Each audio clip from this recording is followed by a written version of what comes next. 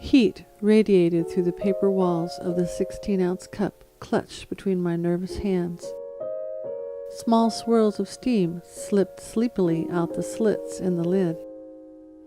The familiar face of a woman encircled by green was tattooed on the side of the boring white cup, her stare reminding me of the mediocre contents that usually filled its volume.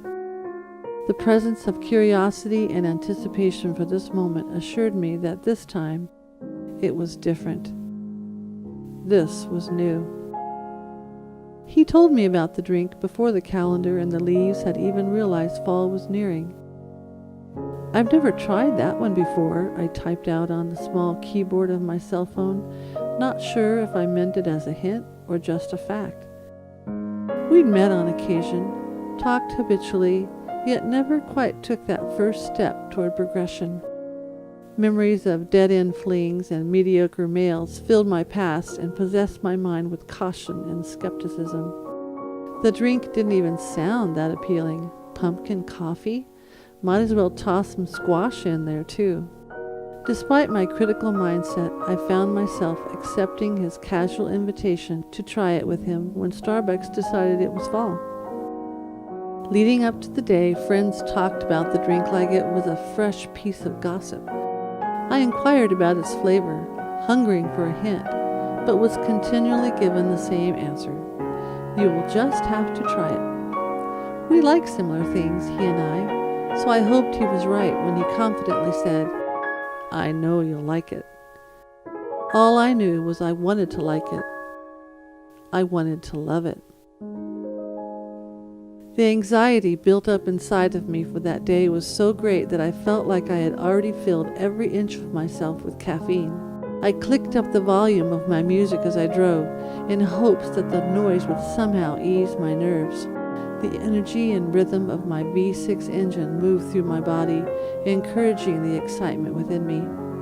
His Jeep caught my eye like an object in the spotlight, its camouflage green not really doing much good. I mustered my best thespian act to conceal my overwhelming awareness of his presence, as a million little drums pounded in my ears. My voice sounded foreign, pathetic, and stupid when I attempted a casual, "Hey," as we meandered toward the entrance.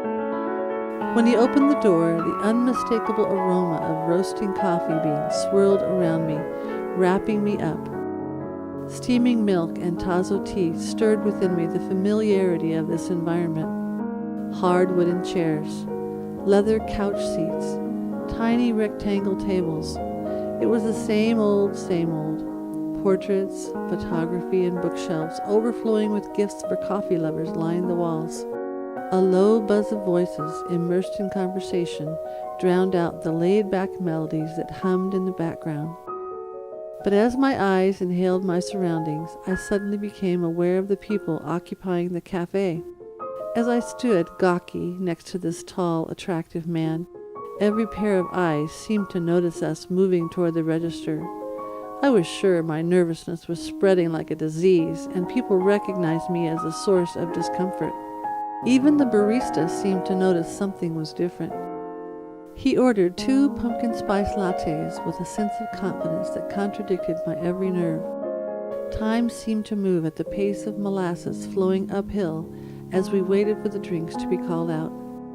After an eternity of seconds, I watched him retrieve the recognizable cups. Intoxicated with anxiety, I held the cup in my hand as we settled into the chairs. The reality of this anticipated moment hit me. I lifted my eyes from the woman on the cup, whose stare evoked every drink, every guy, every cliché. I lifted them to him, his stare full of hope, confidence, and excitement. I pressed the cup to my lips and drank it in. I drank in its warmth. A curious blend of bitterness and sweetness swirled between the spices, enchanting my very being. He was right. I liked it. I loved it. With every sip, every glance, and every laugh, I was confident that this time it was different. This was new.